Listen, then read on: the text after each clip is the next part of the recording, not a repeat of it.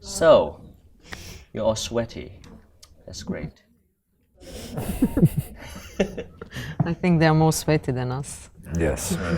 the participants. To be very honest, I was very surprised to see everyone today. Yeah. In which way surprised? They're very at ease. They seem to be at home in the space and with you, I think. I think this is, so I'm very, very excited. You did not expect this?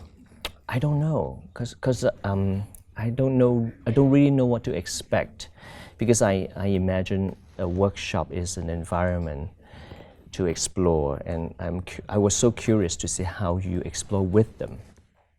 So I think I was pleasantly surprised to see they feel good about But I'm glad to say that, to hear that. I'm glad that you say that, because we don't know how participants are usually, and it's a difficult workshop. So I'm glad that you say that they were there at ease. Because I heard it's very difficult workshop. It's very challenging for the performers, for the you know. So how do you feel about these Asian participants? Is there any different from? They're so different. Every day we have things that we have to talk like they're really from another country. Yeah. But in a good way, no? Yeah, in a good way. Thus we have to challenge ourselves also to bring these things over in a different way. And they ask us questions that we never heard. I noticed how you wait till the last minute, then you have to do something to make things work. I think I appreciate that. I appreciate the patience that you took with them. No, because we have to. That's the work. That's the work. Why we are here? We are here that to reach people.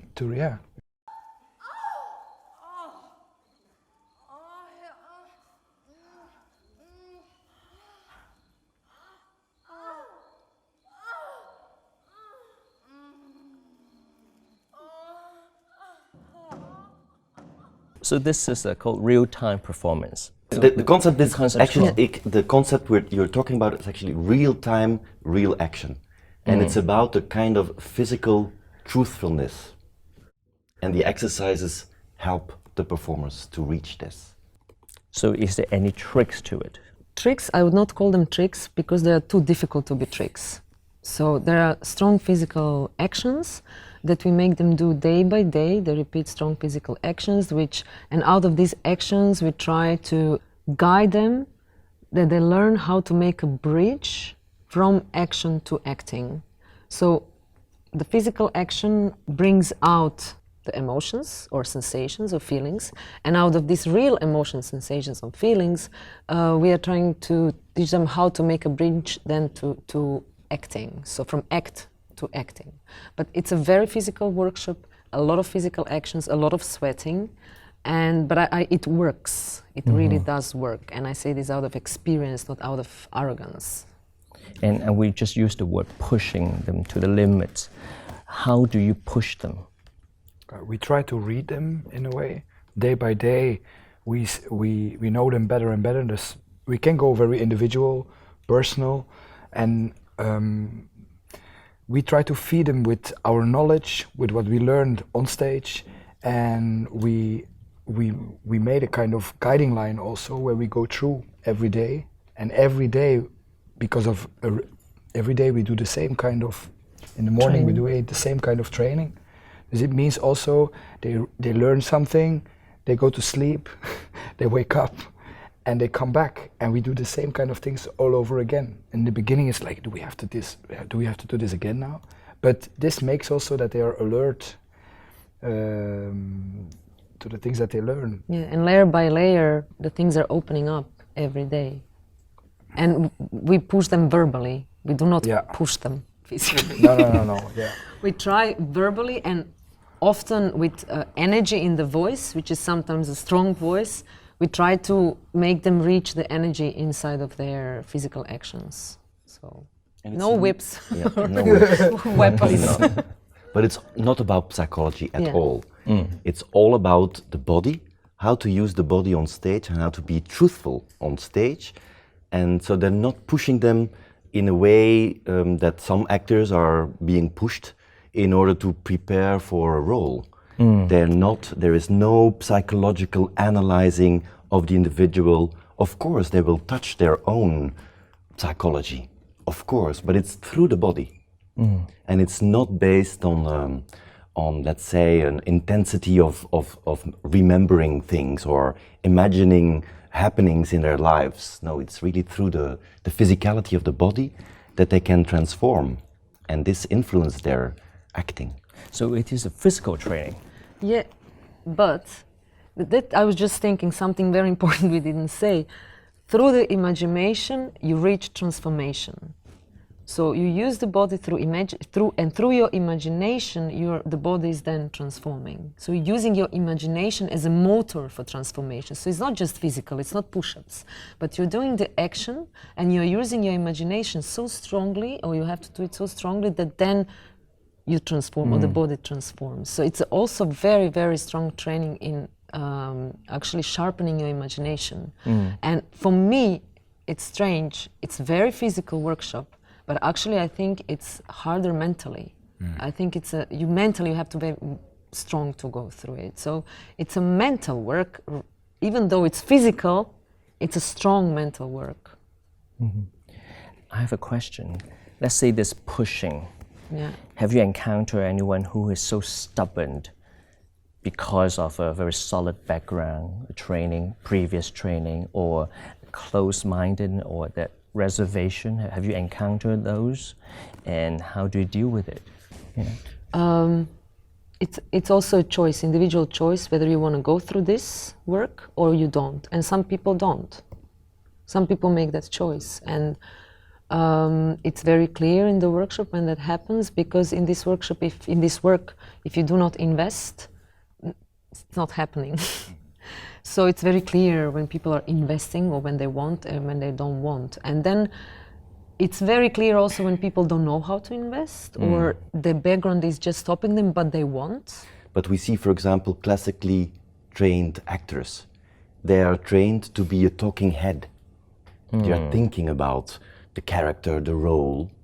And on the other hand, you have classical trained dancers, ballet dancers, classical ballet dancers, who are really much afraid of being ugly. Sweating, for example, is something that is not in this aesthetics of the classical ballet, for example. It's hard work. Showing the sweat. Sweating, you can sweat, sweat, but it should not be shown. It's not part of the aesthetics. And of course, when you want to participate in their class, it's giving this up completely. It's letting go and trying how to be vulgar, how to be physical, the body as a pure thing. But it's very raw and real at the same time. It's raw, but it opens up. Animalistic, yeah. One thing I'm always curious that He didn't move. He was always there. This guy. The instruction usually they're very clear, and usually it helps for the participants to trigger their imagination, like cat, tiger, lizard, insect, devil, Clean the floor. Gangsters, and then maybe prostitute, all these things.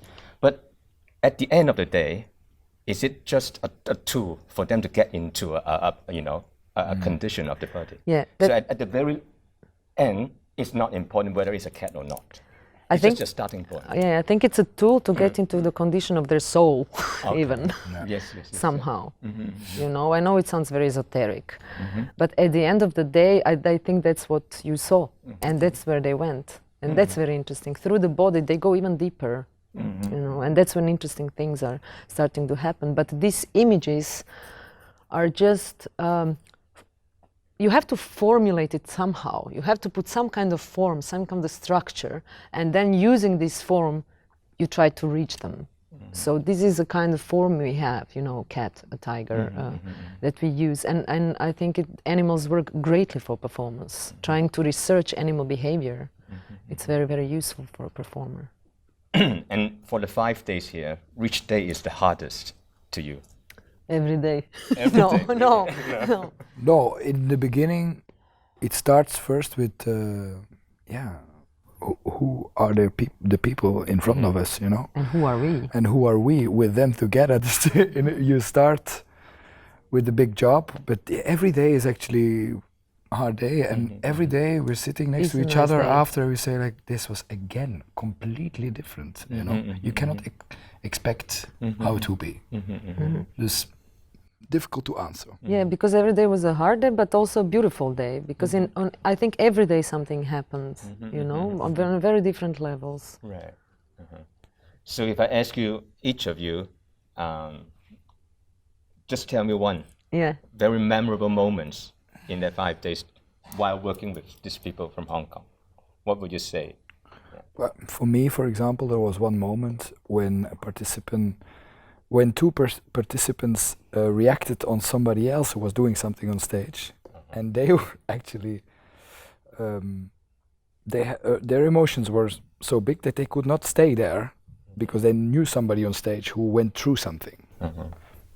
I have to say I never saw it like this. Sometimes I see it on stage himself when somebody goes through this emotion, but people who were seeing this, I never had this, and I was touched by this.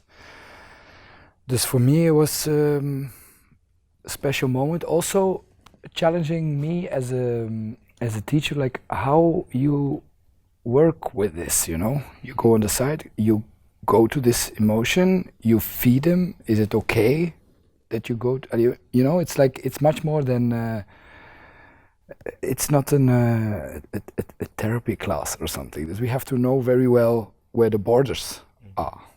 This was a challenging part. I cannot choose. No, I cannot choose because the most beautiful moments are for me when artistically something interesting happens. And there were a lot of these moments, and these moments are for me like, you know, you have an egg and something cracks and you start to see the beak of a chicken coming out. And we had those moments in the workshop, I think almost after first or second day, at the end of the second day they started to happen, and every time they happen, for me it's like, and I cannot choose one of those because each of them is so different and so valuable at the same time, because that's why the workshop, I think, is here, or that's why the workshop is done, or you do workshops. For that reason it exists. So I can't choose. Sorry, Dick, about Yeah, ourselves. I think you should also see how they, conduct the workshop, because I've been here for Yes. 5 days, because they are very intense themselves. You know, okay, sometimes one is going to conduct the workshop and the other one is like this. Of course. And then sometimes, and then they have all these, you know, discussions, and they really look at what's happening here. And then sometimes I believe they make changes because according to what's happening. So they are All the time. all the time. So I think it's very intense. Not only here, but also I also observe them as a.